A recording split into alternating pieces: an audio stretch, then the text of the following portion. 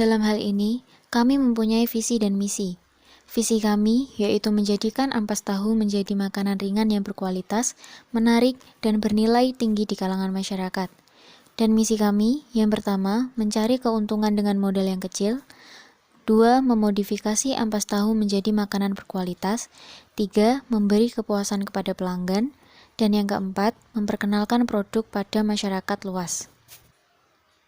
Tujuan dan manfaat kegiatan usaha ini, yang pertama, melatih kemampuan berwirausaha.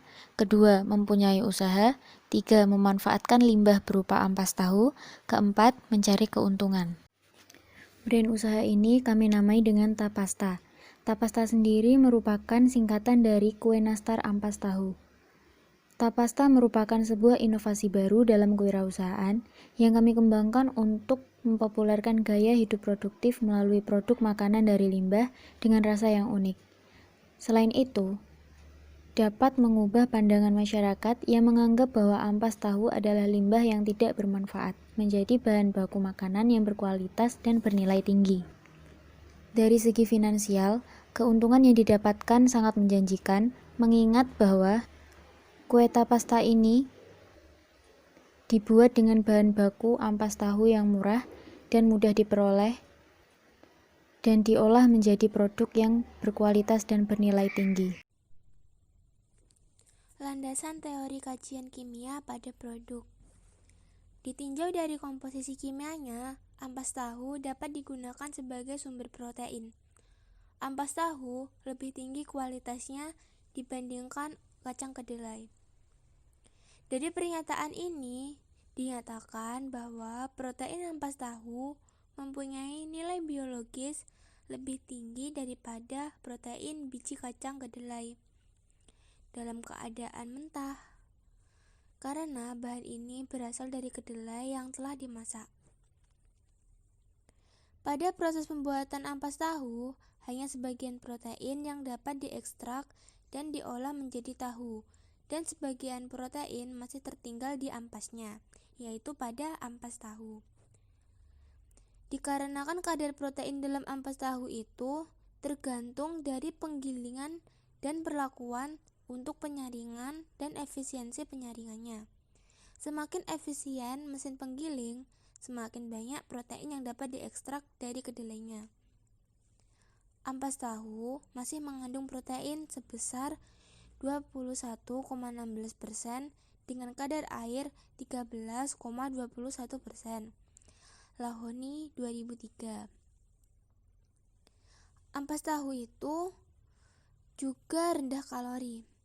Dalam 100 gram ampas tahu terdapat 12,5 gram karbohidrat. Uniknya, hanya terdapat 5 gram kalori di dalamnya, dilengkapi dengan 4,1 gram serat. Jadi, produk ampas tahu ini lebih bagus dipilih bagi yang sedang menjalani program diet. Berikut ditampilkan tabel perhitungan unsur gizi antara kedelai basah, tahu, dan ampas tahu. Berikut tabelnya. Dari tabel di atas, kami melakukan suatu usaha pemanfaatan limbah tahu yang berupa ampas tahu sebagai bahan baku untuk pembuatan kue kering, yaitu kue kering nastar, sehingga dapat membantu meningkatkan nilai jual dari ampas tahu yang tadinya hanya sebagai bahan pakan, kini bisa menjadi bahan pangan yang memiliki kualitas yang bernutrisi tinggi. Selanjutnya adalah strategi pemasaran. Dalam pemasaran produk menerapkan strategi 4P, yaitu produk, price atau harga, promotion atau promosi, dan place atau tempat. Yang pertama, produk. Kami mencoba membuat bahan olahan makanan yang berbeda dengan yang lain, dengan produk yang sudah ada di pasaran dan sudah dikenal masyarakat luas. Produk ini kami buat diberi nama kue kering Tapasta, yaitu kue kering nastar dari ampas tahu. Kami mencoba berinovasi pada kue kering nastar dengan menambahkan bahan baku berupa ampas tahu yang di dalamnya mengandung protein yang tinggi. Dalam ampas tahu ini juga rendah akan gula dan rendah kalori, sehingga dapat dikonsumsi oleh orang yang memiliki masalah gula dalam darah dan diet. Selanjutnya adalah harga. Dalam masalah ini, kami menetapkan harga terjangkau yang dapat dijangkau oleh seluruh lapisan masyarakat dan tentunya dengan kualitas yang sangat baik. Selanjutnya promosi. Kue kering yang kami buat ini tanpa bahan pengawet ataupun bahan kimia lainnya. Adapun cara pemasarannya yaitu dengan penyebaran link dan brosur melalui online atau media sosial seperti Facebook, Instagram, dan WhatsApp. Selanjutnya adalah tempat. Kami memiliki tempat untuk mengolah produk kue kering Tapasta, yaitu berada di daerah Tulungagung. Sedangkan untuk pemasaran produk ini akan dilakukan melalui media sosial tanpa offline store. Selanjutnya adalah analisa SWOT. Yang pertama, faktor internal, strength, kekuatan.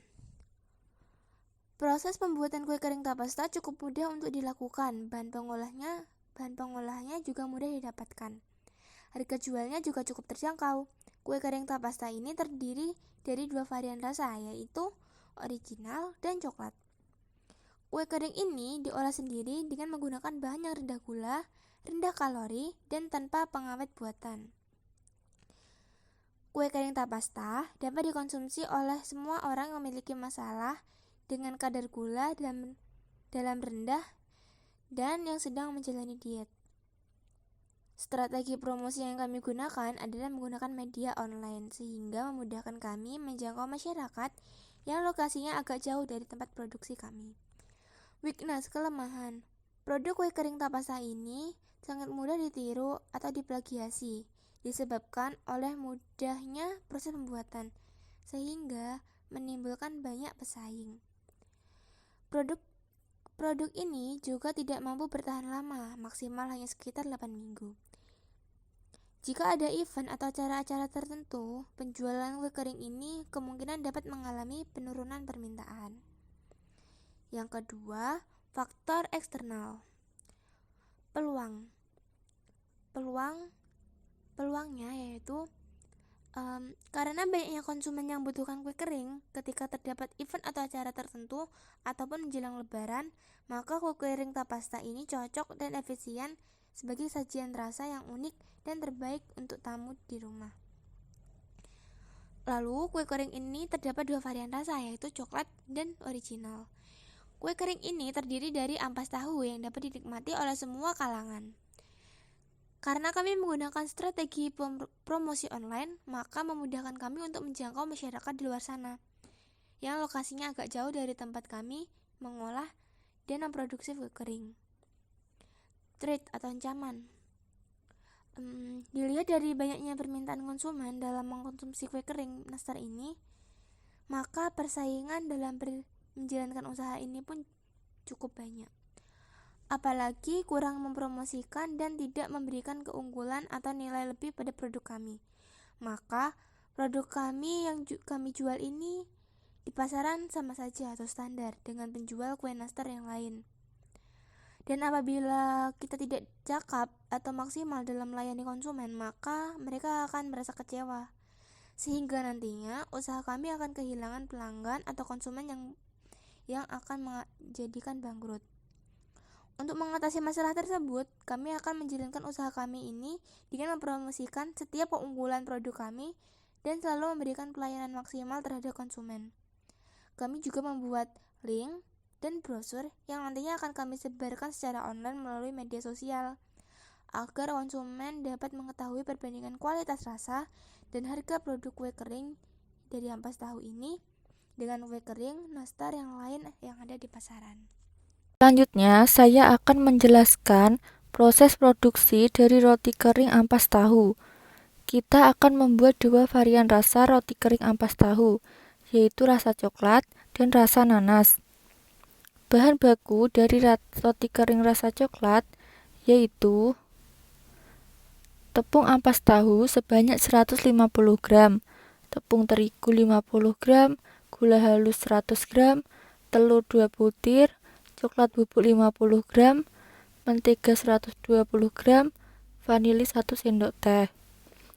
Selanjutnya, bahan baku roti kering rasa nanas yaitu tepung ampas tahu 150 gram, tepung terigu 50 gram, gula halus 100 gram, telur 2 butir, selai nanas 50 gram, mentega 120 gram, dan vanili 1 sendok teh.